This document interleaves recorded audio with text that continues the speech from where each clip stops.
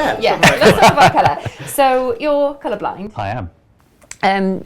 So your perception of colour is different to ours. It is, most of the time. Most of the time. So how is it different? Okay, so there are varieties of colour blindness. I can't remember the official names for them, but you get people who only see black and white, which is very, very rare. You get people who mix the greens and the reds, and you get people who mix the pinks and the blues. I mix greens and reds, and I mix pinks and blues. So I'm a complete mess, basically. So what I say is I see the full spectrum, but not always in the right place. Because sometimes I might get the colour wrong, and then I could see exactly the same thing in another situation, and I'll get it right. So it'll depend on whether it's daylight or artificial light, the distance at which I'm looking at something, the fabric, something that's more reflective may give a different colour to something that absorbs light. So for example, fields of poppies. I cannot see fields of poppies until I can see a poppy. Once I can see the actual poppy and I can see it's red, then I can see them in the field. Ah. But if someone said, "Oh, look at the amazing field of poppies," I'm going, "Which one?" You know, because I just can't see it. Because it's on that green-red, and in that kind of setup, I can't see it. But I can see a red poppy, and I know it's red. So the gorgeous ring you just showed me, with the pink zircon. Yes. That you could perceive that colour differently in here to outside, to a really sunny day, to a... This one, I can always get right. Okay. Because it's very bright. Right. And it's the colours that are really quite bright, I will invariably get correct, unless it's a dark colour. But a bright colour like that pink, I know that's pink. It's a slightly purpley pink to me. It might be more of a pink to you, but I know that's pink. Yeah. Other things that, are wrong. So for example, traffic lights go red, yellow, white. So at night I just keep driving till I see something red. So yeah. People's skin, we are all Martians because everybody has pale green skin. Wow. So it's a kind of what I call a linden green, so it's a kind of lime green. And if you have freckles, you end up being green with orange spots, which is the same colour as an orange, which is the same colour as lush green grass. So lush green grass, when it first grows in the spring, it's the same colour as an orange. But I know an orange is orange. And I know the grass is green, but they're the same colour at one point. And they have that much kind of vibrancy coming through them. So when it comes to colour, I just go with the colours that I love, which tend to be the bright colours. So Louise and I were discussing earlier, she asked me what's my favourite gemstone, and I said it's aquamarine, which of course is so pale.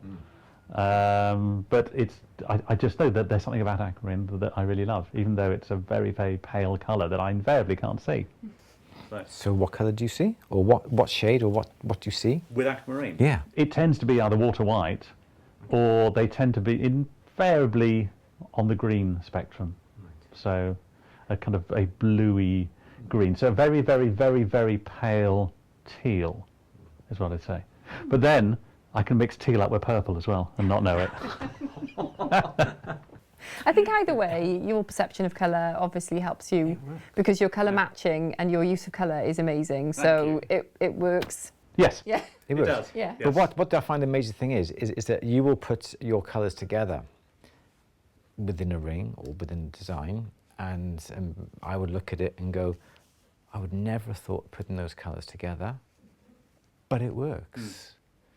But you know it works. I know it works for me. It just happened to work for everybody else as well. That's Louise was showing me some of the pictures on Instagram, and the colours I would not have put certain colours together. Okay. But because I'm not experimental, perhaps, but they just go together, and I just think that's an amazing gift as well, because you can see something that is totally amazing, and that is quite amazing to me to see. But then I suppose you've got years and years of experience of using colour with the glass, haven't you? Yeah. So there's that as well. Yeah, Yeah. definitely.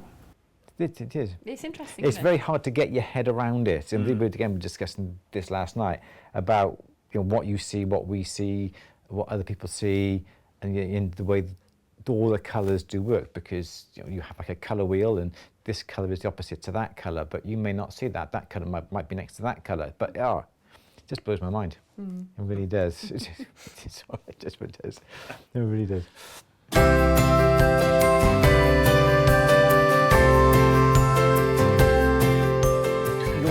Your social media presence is very strong, and it has an amazing photography throughout each piece. Thank you. So do you do the photographs yourself? I do. How do you do them? Because again, this is a question that we get asked a lot. People have problems with their photographs, lighting, color balance, depth of fields. So how do you get your images as crisp and as perfect as you do? Two ways. I'll either spend like a whole morning photographing everything again, and then I'll have a whole setup, and I will have at least 4 lights on a piece. So I'll have one from each side, I'll have one over the top, and I'll have one under the camera. Yep. So it's projecting the light onto it. I will then, in post-production, I will ramp up the brightness a lot, and then I will ramp up the vibrance on something. So I won't change its color, I won't ramp up the amount of color in something, but for me, it's getting the balance between brightness, so the silvers, in fact, sparkle without them disappearing into a white background, and adding vibrance to the color as well, so that I can look at the photo and then look at the piece, and it actually does look like that piece. So that's what I'll do en masse. Otherwise, I just use my iPhone and I take the photos with that, and I do the same thing. And then I will put them into Adobe Lightroom, and I will probably tweak them again, just to really, get what I want out of them. I might put if I know I've taken it indoors, I might change the filter on it just to try and take out any warmth that's in there, so that the silver doesn't look as though it's going towards some weird fake gold color.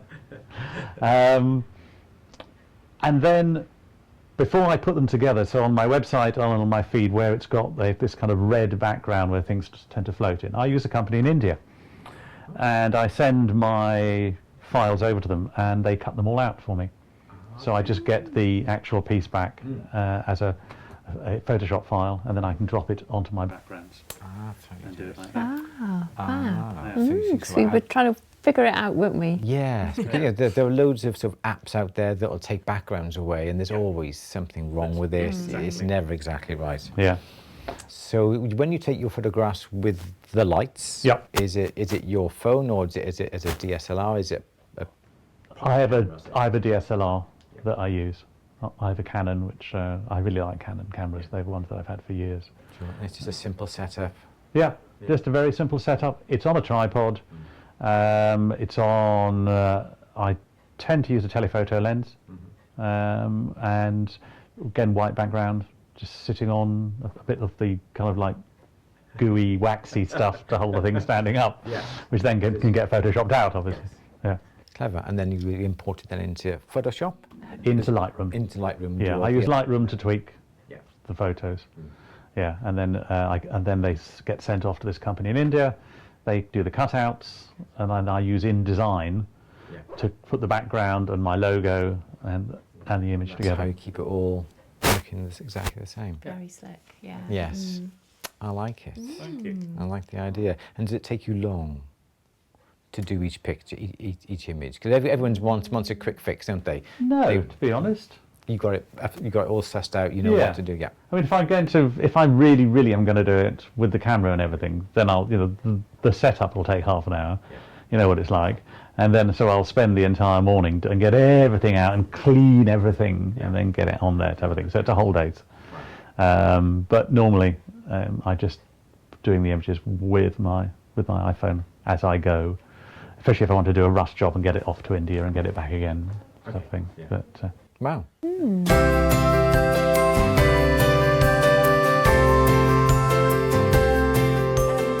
Your branding across your social media platforms and your website is very, very strong. How do you approach this? Do you have any help, or do you manage it all yourself? When I first put the website up and my Instagram feed, I was quite determined as to what I wanted to be. I had a friend of mine actually help me create that, in that I wanted to emulate the style of mid-century modern, and we used a lot of images. I took loads of photos of brutalist buildings, and used them backgrounds and textures and so forth. I did that for a lot. And then probably about a year and a half in, Krish, my husband, said, you need to revamp the website. You need to revamp how you're doing things now. And so, okay. And one of his business partners is an award-winning illustrator, cartoonist, website designer. So we got him on board, and he did a really interesting exercise with me, asking me all sorts of random questions that you wouldn't think had anything to do with what he was creating for me, which was the website. And so we then kind of co-created what you see now. And he came up with my current logo with my name and the choice of colours that we have on the website, and then I have then just revised it again this year by changing the background on all my images. So we now have that red, I think it's red, background with the kind of bokeh kind of bubbles and things behind it. So it's been a very organic thing. I'm really happy with where it is now. It does look fabulous. Thank you. So do you feel that your branding comes through to you as well? Are you the Yes. brand, the way you look, the way you style yourself, is that intentional? Oh, it depends which side of the bed I get out. Because what I always say is a brand is not just what you see. It is you. It is your whole lifestyle. Yes. Obviously, you don't let people see every single bit of your lifestyle, but if you're David Lilly, everything to do with you is that brand. Yes, absolutely. And being a bit of a chameleon, this is my at the bench brand version. But if you met me out at the Goldsmiths Fair or something like that, I would look slightly different. It would still be me, Yeah. but it would be the other version of me. Okay. And I think the other version of me is definitely the smarter version and is probably more in the style with the website than this one is. This is the Instagram story style. Yeah. So you quite flamboyant? Flamboyant, definitely my middle name. Yeah. Fab, love it. It is, absolutely, yeah.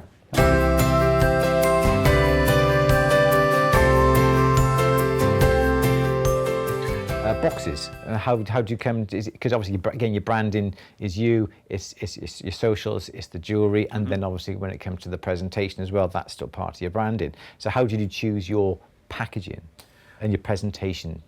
So going back to my original collection, menhir, which again, a menhir is a standing stone, and that's the kind of shape. So the pink zircon ring is part of the menhir collection, and you can see it has this kind of, even though it was idea behind it was the Rolls-Royce mascot, the Spirit of Ecstasy, when you can see this is a kind of like standing stone kind of shape, and I really wanted something that could go with that, in that it was, has a more organic feel rather than it's a square, round, oval box.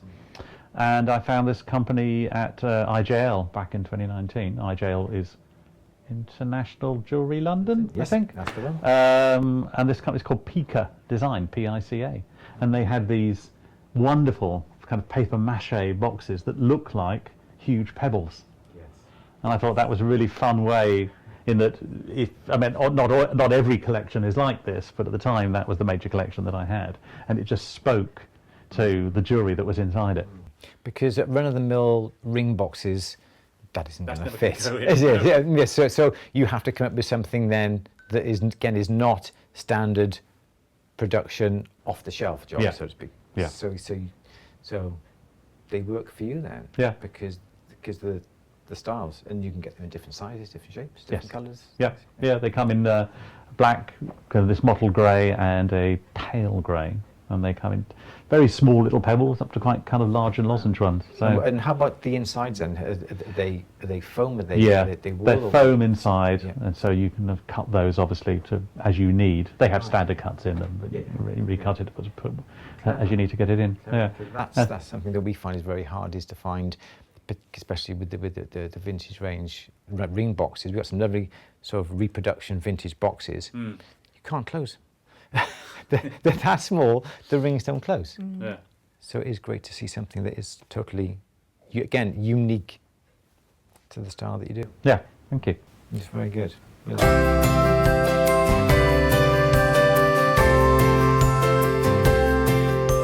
So you say you like cutting your gemstones Yes. into slabs and different shapes. So where do you source your rough from? A variety of places, actually. There's a couple of people in the USA who I get stuff from. One of them is Chosen Stone Lapidary, and the other one is Copper Canyon Lapidary. Wonderful names. So I get stuff from them and bring it over. And I've tried a variety of people that I found on Instagram. So I tend to buy something from them that's fairly cheap, see what the quality's like when it arrives. And if it cuts nicely and is what it's meant to be, then I'll kind of go back and buy more from them.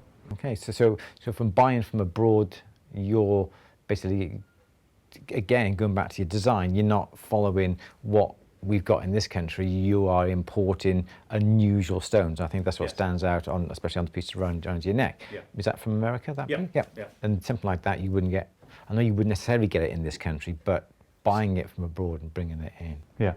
it again makes your pieces completely unique and eye-catching, aren't they? Definitely. So what is your favourite gem? That sounds a very corny question, isn't it? So when it comes to doing your gem cutting, what is your favourite type of gem to cut?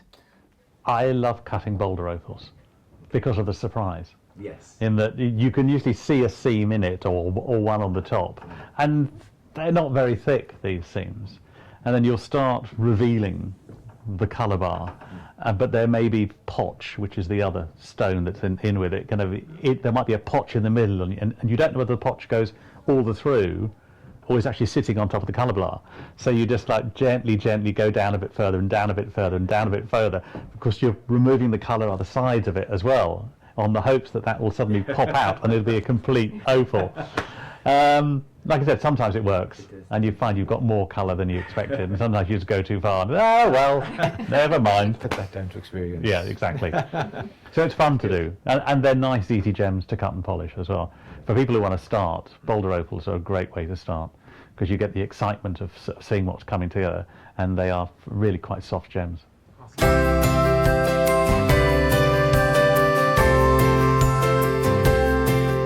So let's talk about, we were talking earlier on about your cutting your gemstones. So how did you get into lapidary? Was it something before the jewellery, or did it come after the jewellery? It probably came after I started discovering jewellery when I was fold forming. And again, Instagram. I found a chap who's in Brighton who's a lapidarist, and I messaged him saying, do you do workshops? And he said, no, but I'll do one-to-one. And so I went to meet him, and he was the one who taught me how to do it. He'd been cutting and cabbing gems for about 10 years or more, and I just loved it, really enjoyed doing it, and thought, okay, this is something that I'd like to do. And then I looked at the cost of machines. Okay, so that's £3,000 suddenly I haven't got. So I looked at other machines, and I found one that's a lot cheaper. That, again, as I had already determined, I didn't want to do the gems, the regular shaped gems. Yeah. They didn't need to be done to that level of precision. Yes. The machine I've got is very good, but it's not the most precise. But as I like to create things that are irregular shaped, whether it's irregular cabs or regular facets, you know, that works perfectly for me. Yeah. Wow. And then I went back, and beginning of this year, I went to learn how to do gem carving as well. Oh, wow. So once you've created your gem, the carving, in the underneath, and the slices and things into it, and that was fun as well. Oh, was that local? Yes, again, same chap in Brighton. Oh, right, yeah, okay. James. And wow. Well, thank you very much for the interview and for the chat. Pleasure. It's been Thank you for really coming to talk with me. Insightful about what goes on inside your head. In a good way. I was going to say, can that be put out for public consumption?